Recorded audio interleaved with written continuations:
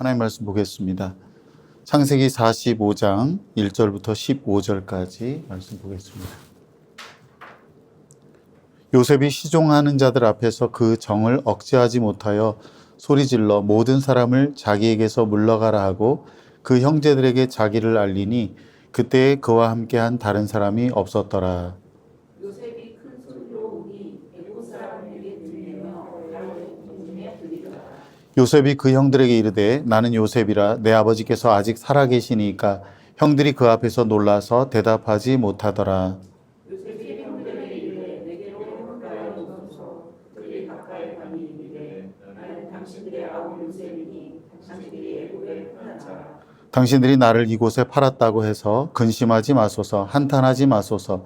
하나님이 생명을 구원하시려고 나를 당신들보다 먼저 보내셨나이다. 이 땅에 2년 동안 흉년이 들었으나 아직 오늘은 가까이 오고 수도 못할지라. 하나님이 큰 구원으로 당신들의 생명을 보존하고 당신들의 후손을 세상에 두시려고 나를 당신들보다 먼저 보내셨나니 그런즉 나를 이리로 보낸 이는 당신들이 아니요 하나님이시라. 하나님이 나를 거르게 되어 아버지로 삼으시고 그 온 집의 주로 삼으시며 애굽 온 땅의 통치자로 삼으셨나이다. 당신들은 속히 아버지께로 올라가서 아뢰기를 아버지의 아들 요셉의 말에 하나님이 나를 애굽 전국의 주로 세우셨으니 지체 말고 내게로 내려오사. 아버지의 아들들과 아버지의 손자들과 아버지의 양과 소와 모든 소유가 그곳 땅에 머물며 나와 가깝게 하소서. 흉년이 아직 5해가 있으니 내가 거기서 아버지를 봉양하리이다. 아버지와 아버지의 가족과 아버지께 속한 모든 사람에게 부족함이 없도록 하겠나이다 하더라고 전하소서. 당신들의 눈과 내가 베냐민의 누이의 눈과 당신들에게 이 말을 하는 것은 내일이라. 당신들은 내가 애굽에서 누리는 영화와 당신들이 본 모든 것을 다 내 아버지께 아뢰고 속히 모시고 내려오소서 하며 자기 아우 베냐민의 복을 안고 오니 베냐민도 요셉의 복을 안고 오니라. 함께 읽겠습니다. 요셉이 또 형들과 입맞추며 안고 우니 형들이 그제서야 요셉과 말하니라. 아멘. 네, 오늘 자막이 좀 문제가 있었으니까 여러분들 같이 성경 읽을 때 이렇게 블로그 글 여러분 그 단톡방에 올린 것 보시면서 하면 더 잘 할 수 있을 것 같습니다. 오늘 이 본문 말씀 가지고 하나님의 눈으로 인생을 보라는 제목으로 함께 말씀 나누겠습니다. 요셉의 인생은 이해하기 어려운 일들의 연속이었습니다. 형들에게 미움받고 종으로 팔리고 억울하게 감옥에 갇히면서 13년의 긴 시간을 보냈습니다. 인간적으로 보면은 버림받은 인생이죠. 참 운도 지질이 없는 인생이다 이렇게 말할 수 있는데요. 오늘 본문에서 요셉이 놀라운 고백을 합니다. 하나님이 나를 먼저 보내셨습니다. 보통 사람이라면 형들이 내 인생을 망쳤어 이렇게 말했을 건데요. 요셉은 보이지 않는 곳에서 자기의 삶이 굉장히 힘들고 고통스러웠지만 그 가운데서 일하시는 하나님을 보았습니다. 이것이 요셉의 믿음이었고 주권을 신뢰하는 사람의 시선이었습니다. 오늘 주신 이 말씀을 통해서 우리도 요셉처럼 하나님의 눈으로 자기 인생을 보는 눈을 갖게 되기를 바라고 또 그렇게 되었을 때 내 인생이 어떻게 달라지는지를 볼 수 있는 그런 시간이 되었으면 좋겠습니다. 첫째, 요셉은 상처를 넘어 하나님을 보았습니다. 요셉은 17세 때 형들의 미움을 받아 이집트의 종으로 팔렸습니다. 아버지 야곱의 편애와 요셉의 그 꿈으로 인해서 형들의 시기가 심해졌고 결국 형들은 요셉을 죽이려다가 노예로 팔아먹었습니다. 이후 요셉은 노예 생활을 하고 또 감옥에서 억울하게 오랜 시간을 보내야 했는데 나중에 하나님의 은혜로 이집트의 총리가 되었습니다. 그 후에 큰 기근이 들자 양식을 구하기 위해 요셉의 형들이 이집트로 내려오게 됩니다. 요셉은 형들을 알아보았지만 형들은 요셉을 알아보지 못했습니다. 요셉은 곧바로 자신을 밝히지 않고 형들의 마음이 이제 변했는가를 시험해 봅니다. 특히 막내 베냐민을 통해서 형들의 마음이 어떻게 변화되었는지를 확인하려고 했습니다. 과거 형들의 시기를 받은 것이 자신이었다면 이제 야곱이 가장 사랑하는 아들이 베냐민이었기 때문에 형들이 베냐민을 어떻게 생각하는지를 확인해 보고 싶었습니다.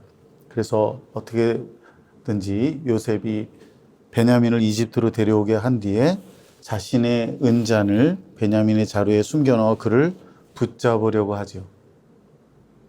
베냐민만 남고 다 떠나도 좋다, 이렇게 요셉이 말을 하게 됐습니다. 형들은 선택의 기로에 서게 되죠.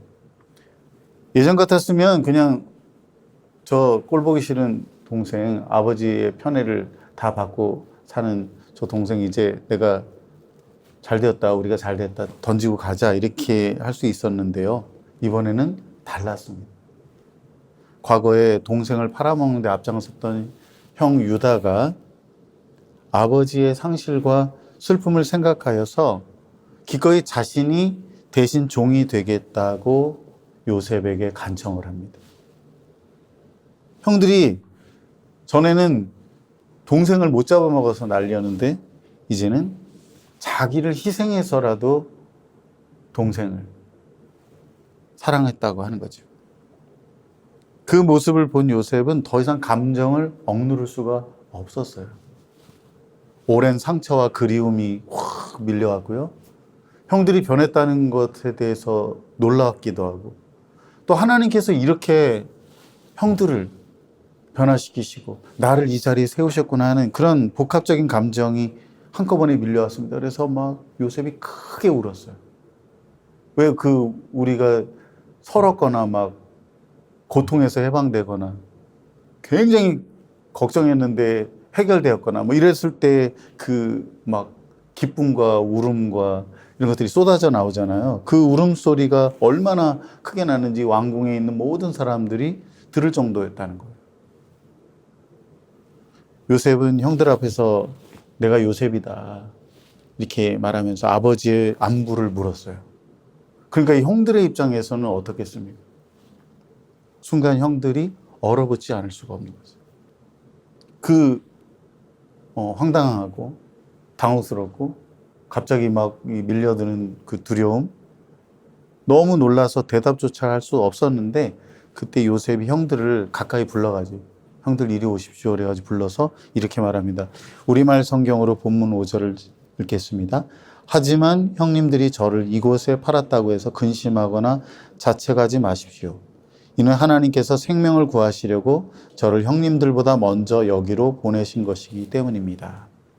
개역개정 성경에는 형님들이 나를 이곳에 팔았다고 근심하거나 한탄하지 말라고 되어 있는데요.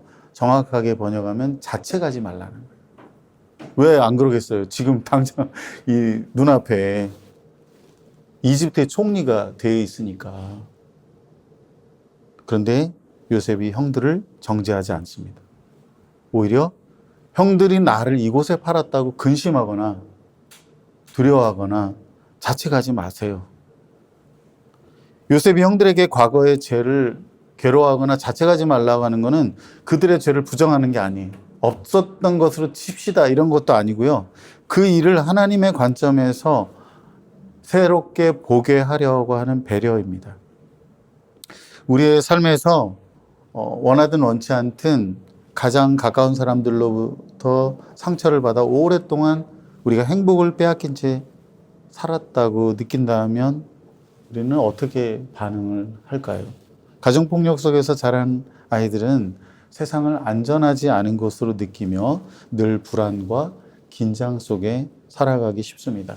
또 부모의 문제를 자기 탓으로 여기며 낮은 자존감과 죄책감을 갖기도 합니다. 사랑과 폭력을 혼동해서 저 사람이 나를 사랑하는 건지 폭력을 행하는 건지 이거를 혼동하면서 건강하지 못한 관계에 익숙해질 수도 있습니다. 그래서 가정폭력에서 자란 사람이 또 폭력을 행하는 사람하고 결혼을 하는 경우도 종종 있습니다. 자신의 감정을 숨기고 참고 견디는 것이 습관이 되거나 아니면 반대로 너무 일찍 철들어서 책임감이 강한 사람으로 살아가기도 합니다. 또 어릴 때부터 가난하게 살았던 사람도 적지 않은 상처를 안고 살아갑니다. 인생에서 제일 중요한 것은 돈이 돼버립니다. 안전한 미래를 위해 자금을 마련하고 않고 그것을 위해서 과도하게 일에 몰두하게 되죠. 그래 어떻게 부자가 되었어요. 근데 10억을 가졌는데 20억을 가지려 하고요. 죽을 때까지 그 물질에 대한 집착을 벗어나지 못하게 됩니다. 타락으로 인해서 깨어지고 망가진 세상에서 살아가는 동안에 우리는 크고 작은 상처를 안고 살아가는데 중요한 것은 우리가 그리스도 안에서 그 상처에 계속 머물러 살 것인가 아니면 그 너머에서 하나님을 볼 것인가 하는 문제입니다. 사랑하는 여러분, 상처를 붙들면은 사람만 보이고 원망만 남습니다. 만약 요셉이 상처를 넘어 하나님을 보지 못했다면 어떻게 했을까요? 감옥에서 자기 인생을 끝냈을지도 모르겠죠. 아니, 형들을 보자마자 쉽게 보복을 감행했을 겁니다. 자기가 당했던 그 고통의 몇 배를 더 되갚아 줬을까요? 것입니다. 그리고 또 그렇게 했다고 해서 요셉이 얼마나 행복했을까요? 우리가 상처에 머물러 살면 결국 자기 스스로가 고통에 빠져 살아가게 됩니다. 여러분은 아직도 인생의 상처에 머물러 있는지 아니면 그것을 넘어서 하나님을 바라보고 있는지 오늘 이 요셉의 이야기를 통해서 스스로 한번 돌아볼 수 있기를 바랍니다. 내가 누구누구 때문에 이런 인생을 살 수밖에 없다 이렇게 생각하고 있다면 소망이 없어요.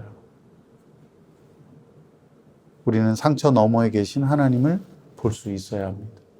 그리스도 안에서 우리를 복음이 그리스도 안에서 우리를 십자가 안에서 새롭게 하신 것은 단지 그냥 우리가 예수 믿고 천국 가는 그 정도가 아니라 우리가 우리의 삶을 살아가는 동안에 그리스도 안에서 회복된 삶으로 하나님의 눈으로 우리 자신을 바라보고 우리를 향한 하나님의 선하신 뜻을 볼 수 있게 하시기 위해서입니다. 그래서 우리가 하나님 상처를 넘어서 하나님을 볼 수 있는 그런 눈을 가져야 하겠습니다. 둘째, 요셉은 하나님의 뜻을 발견했습니다. 다 같이 본문 7절, 8절 말씀 읽겠습니다. 그러나 이 땅에서 형님들의 자손들을 보존하시고 큰 구원을 베푸셔서 형님들의 목숨을 살리시려고 하나님께서 미리 저를 보내신 것입니다. 그러므로 저를 여기에 보내신 분은 형님들이 아니라 하나님이십니다. 하나님께서 저를 바로의 아버지와 그의 온 집의 주인과 이집트 온 땅의 통치자로 삼으셨습니다. 하나님의 눈으로 자기 인생을 보게 되면 어떤 일이 일어나느냐면요. 자기를 향한 하나님의 뜻을 발견합니다. 상처에 머물러 살고 내 인생 글렀어. 우리 부모님 때문에 내 인생 끝이야. 세상 사람들이 말하는 것처럼 이번 생은 글렀고. 그럼 다음 생은 있어요? 없잖아요. 요셉은 하나님의 눈으로 자기 인생을 바라보면서 비로소 자기를 향한 하나님의 뜻을 발견했습니다. 자기가 이집트에 온 이유를 분명히 말합니다. 하나님이 생명을 구원하시려고 나를 먼저 보내셨습니다. 요셉은 지나온 시간을 돌아보며 깨달았습니다. 내가 종살이 한 거, 감옥 생활한 거 의미 없는 시간이 아니었네. 내가 그때 너무 괴로웠는데, 너무 고통스러웠는데, 형들에게 버려졌을 때 얼마나 고통스러웠겠어요. 귀하게 자란 요셉이 하루아침에 종살이를 했으니 그 마음고생이나 육신의 고달픔은 얼마나 서러웠겠습니까? 심지어 억울한 누명을 쓰고 감옥살이를 하게 됐을 때는 내 인생 이제 끝났구나 이런 생각을 할 수도 있었을 겁니다. 하지만 하나님께서는 장차 많은 사람을 살리기 위해서 그 시간을 사용하고 계셨어요. 하나님은 말씀하지 않으셨어요. 그냥 섭리 가운데 그를 인도하고 계셨습니다. 요셉은 당시에는 도저히 이해가 되지 않았지만은 나중에 보니까 내 모든 고난의 여정이 하나님 안에 있었구나 하는 것을 발견한 겁니다. 우리도 인생에서 왜 이런 일이 일어나는가를 묻게 됩니다. 하지만 하나님은 종종 설명보다 섭리로 일하십니다. 믿음이란 모든 이유를 내가 다 알아내는 것이 아니라 이유를 모르지만 하나님을 신뢰하는 겁니다. 여러분이 지금까지 겪어왔던 모든 일들은 하나도 버릴 게 없습니다. 실패든 성공이든 그것들은 우리의 인격을 형성하는 도구입니다. 하나님은 우리의 고난을 통해서 우리 인간 존재가 얼마나 연약하고 부족한가를 깨닫게 하시고 이 세상이 얼마나 헛된 것인가를 생각하게 하셔서 영원한 하나님 나라를 바라보게 하십니다. 하나님의 눈으로 우리의 인생을 돌아보면 하나님의 뜻을 발견하게 됩니다. 돌아보면 다 그럴 만한 이유가 있고 하나님이 나를 만드시는 과정에 그 일들이 필요했구나. 그 사람이 나를 너무 괴롭게 했지만 나를 오랫동안 숨죽이게 만들었지만 하나님이 나를 인격적으로 성품으로 다듬으시려고 그분의 선하신 뜻을 이루시려고 나를 이끌어 오셨다는 것을 발견하게 됩니다. 사랑하는 여러분, 혹시 여러분이 지우고 싶은 기억이 있거나 시간을 낭비했던 헛수고라고 생각했던 것들이 있습니까? 하나님의 눈으로 보면은 그것을 통해서 하나님이 일하고 계셨습니다. 그런 일들을 겪었던 것이 어쩌면 우리 자신의 부족함을 채우는 시간이었고 하나님이 내가 바른 관점으로 하나님을 바라볼 수 있도록 우리의 눈을, 우리의 시선을 교정하는 시간이었습니다. 아니, 과거가 아니라 어쩌면 지금 이 시간 하나님께서 여러분을 만지고 계실지도 모릅니다. 그러니 도저히 이해가 되지 않는 시간이라고 할지라도 하나님을 신뢰하면서 하나도 버릴 것이 없고 하나님이 우리 아버지시니까 당연히 우리가 가장 좋은 것으로 가장 선하게 인도하실 것을 믿고 하나님의 눈으로 여러분의 인생을 바라볼 수 있기를 바랍니다. 그렇게 되면은 하나님의 뜻을 발견하게 될 것입니다. 마지막으로 세 번째, 요셉은 용서할 수 있었습니다. 우리말 성경으로 본문 15절 말씀 읽겠습니다. 요셉은 모든 형제들에게 입을 맞추고 울었습니다. 그런 후에야 그의 형들이 그와 이야기를 했습니다. 아멘. 요셉이 형들 한 사람 한 사람을 다 불러가지고 끌어안고 울어요. 한 사람 한 사람 다 불러서. 인간적으로 어려운 거예요. 자신을 팔아버린 사람들을 품는다는 게, 여러분, 우리를 조금만 비난하고 막 나쁜 말하고 그래도 꼴 보기 싫잖아요. 그런데 형들을 이렇게 용서한다는 게 얼마나 어려운 일입니까? 요셉이 그렇게 용서할 수 있었던 이유는 하나님의 눈으로 자기 인생을 해석했기 때문이에요. 형들이 아니라 하나님의 뜻대로 자신이 그곳에 오게 되었음을 알았기 때문이에요. 인간적으로 보면은 어떻게 끌어안아요? 인생이 자기 손에 달렸다고 생각하면은 미움과 복수심이 남습니다. 그래서 내가 어떻게든지 보복을 해야 되겠다. 아니면은 소극적으로 복수하죠. 내가 더 잘 살아야지. 내가 저 인간보다 더 돈 많이 벌어야지. 막 이러면서. 그러나 하나님이 인생을 다스린다고 믿으면은 용서할 힘이 생기는 거예요. 요셉은 형들의 죄보다 더 크신 하나님을 보았습니다. 그래서 과거에 매이지 않고 은혜로 나아가게 되었습니다. 그게 결국은 자기를 자유하게 하는 것이고 자기의 인생을 더 빛나게 하는 것이에요. 아직도 우리가 누군가를 용서하지 못하고 계속 붙들고 있다면 내가 혹시 하나님의 눈으로 내 인생을 해석하고 있지 않은 것이 아닌가. 하나님의 선하신 뜻이 있음을 발견한다면 용서 못할 사람도 없습니다. 요셉은 형들을 안심시킨 뒤에 한 사람씩 입을 맞추며 안고 울었어요. 얼마나 멋지고 얼마나 대단한 사람인가. 오랜 세월 억눌려 있던 죄책감과 원망을 녹여내고 새로운 관계를 열어가는 화해를 이루었습니다. 우리 자신의 의지로 용서하는 게 아니고 상대방이 조금 달라졌다고 해서 용서하는 것도 아니고요. 하나님의 눈으로 바라보면서 그 사람이 나에게 행한 일도 다 하나님의 뜻 안에서 이루어졌지. 그렇게 생각하면 용서할 수 있습니다. 그런데 요셉의 용서는요, 단지 감정적인데 그치지 않습니다. 분노와 보복심, 두려움과 자책을 뛰어넘습니다. 다 같이 본문 11절 말씀 읽겠습니다.